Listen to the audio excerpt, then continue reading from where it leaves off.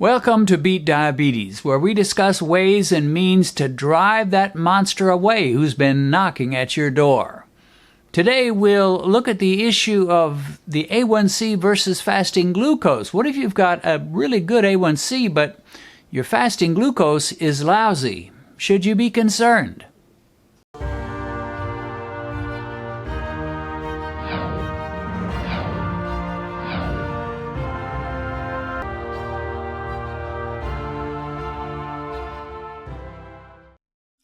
This individual says, my mom's fasting blood sugar is always high in the morning, ranging from 110 to 150. That's significantly high. I wouldn't be happy with that. While the rest of the day, it's in the normal range or lower after meals. Very odd, but oftentimes after you eat, in many cases, your blood sugar may be lower than it was when you woke up in the morning and you hadn't eaten since last evening. So anyway, he says, my mom's blood sugar was ranging from 110 to 150. I thought it meant she was in trouble, but when she got her A1c checked, the number had gone from 7, which was at her highest, her diabetic level, down to 4.9. She's cut her carbs. And her most recent test gave her a 4.6. Wow! 4.6 is like perfection. It's like Dr. Bernstein level. You can hardly be any better than that. And I've never been at 4.6 since I've had my struggles. I'm doing well to be in the low 5s. It says the doctor was stressing a little about her high fasting blood sugar, but I pointed to the A1c, which I felt was a better gauge of how she's doing. Well, I agree. I think this is kind of an unusual situation. Normally, people with blood sugar in the 4s are going to have a pretty decent fasting glucose as well. And I don't know what's all going on. She may still have a little bit of residual fat in her liver that's kind of dumping out stuff in the mornings, and it's still working. I have a feeling if she can keep up this pace, this will go down and she'll be lower still.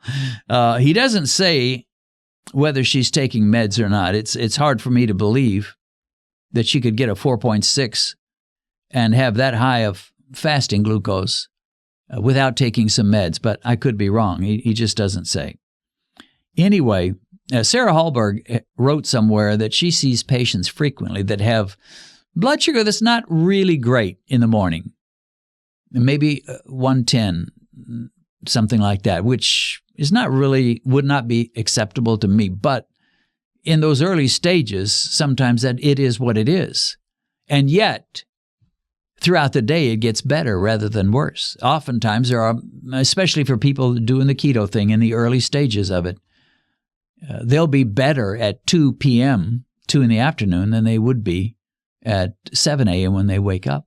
So I would say that I agree with this individual that your A1c is more important than your fasting glucose.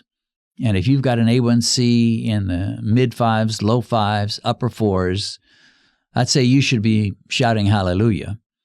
But still, I think we have a right to expect that our fasting glucose will get down below 100 as we keep with the program and do a little extra fasting and time-restricted eating. And eventually, hopefully, the liver will get lean and mean and will no longer be causing those high fasting glucose levels. Here is a comment from a man. It says, thanks in part to listening to you, I've reduced my A1c to really good numbers. I was put in the hospital in January 2020 with a blood glucose of 14.7. Phew, that is high. That is so high. I mean, I guess if you wanted to quantify diabetes, you could go from diabetes to bad diabetes to terrible diabetes to sky-high, outrageous diabetes. And he's really at the extreme end of sky-high, outrageous diabetes, 14.7, almost 15 A1c. He says, I was sleeping all the time except for the often trips to the bathroom to urinate. Sometime before I had to go to the hospital, I had a heart attack. They found a heart enzyme that accompanies a heart attack where they ran my blood workup. So he didn't even know he had a heart attack, but they found from the enzyme that he had. He says, when I left the hospital, I was feeling better. I was using insulin 4 times a day. On the advice of diabetic training people, I began to watch my carb intake. I watched a lot of your videos. Celery and salads were a large part of my early diet food, but I eventually learned of the other things I could safely eat without running my blood sugar up to the extreme. So yeah, when you start out, you don't know much about what you can eat. And that's one reason people lose so much weight. They just don't have any clue what to eat. Except, well, I can eat a garden salad and I can eat some eggs. But after a while, there's so many keto recipes, you figure it out. And typically, or at least frequently, your weight loss will stall. Anyway, he says, I figured out other things to eat. My A1c recently was 5.2, and then 3 months later, a 5.4. I owe you my sincere gratitude. I tell others about your encouraging videos. Well, that is awesome. Amazing to think that we can more or less fix ourselves with God's help. There are some diseases, there are some conditions, there are some circumstances in our lives we can't do a thing about, but just pray and hope. But there are some things we can do something about, and we should. And if I had a flat tire while I was on the road somewhere on the highway, I'll tell you what I'm not going to do. I'm not going to pull off the highway and pray for God to heal my tire. I believe in God. I believe in prayer, and I will pray. But when I have a flat tire, I know God's not going to send an angel down to repair my tire or to change my tire. He's going to expect me to get out there and change it, to do some things, to take some steps of action that will fix the situation.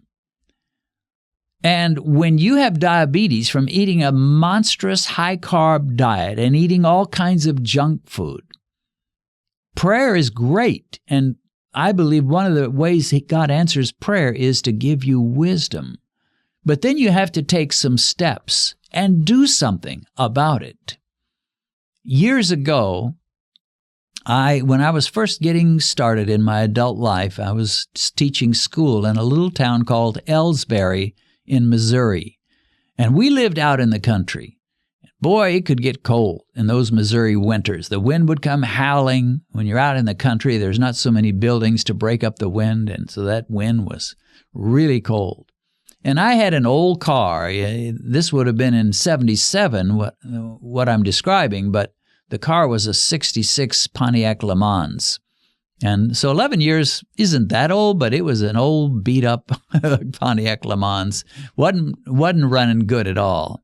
And sometimes it wouldn't even start during the mornings. And I would have to find some way to get to school. So I decided I've got to do something about this. And I went to, I think it was a Western Auto, and I bought a kit to tune up your car. It had the equipment to set the dwell and to put in new points, change the plugs, and so forth. So I bought this little kit, and I was no kind of a mechanic. I still am not. But I was desperate, and I didn't have enough money to take it to a garage. I was making a poor school teacher's salary. I just didn't have much money, in those days especially. And so I bought this little $30 kit to tune up your car. And in that cold weather, I was out there trying to figure out how to tune a car. And there was no YouTube, so I couldn't watch YouTube. But I figured it out. They had instructions and so forth. And I tuned up my car. And lo and behold, from then on, it started and ran so much better. So I had to fix something. Something was broken. I had to fix it. Well, when you've got diabetes, something's broken in your body. And you've got to fix it. And there are steps that you can take. Some people will say, is that even possible? Yeah, it is. I hear about it all the time, these kind of numbers and these kind of changes. He doesn't say how long it took. It may have taken 6 months. I don't know. But he did it, and you can too. I want to remind you about my other YouTube channel, which goes simply by my name, Dennis Pollock. On this channel, I am uploading one video per week, and I call these videos Video Devos or Video Devotionals. In these brief 6 or 7 minute talks, I discuss key Bible topics on all kinds of subjects, such as who will go to heaven, what about those who never hear the gospel, God's definition of a virtuous woman, predestination, Was Jesus a conservative? Will God give me whatever I ask? The nature of hell. Is it safe to go with your gut? Did Jesus and Paul preach two different gospels? And a whole lot more.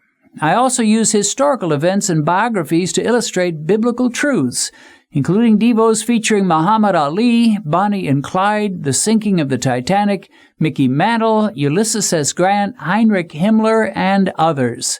So check out my video Devo channel, which goes by my name, Dennis Pollock.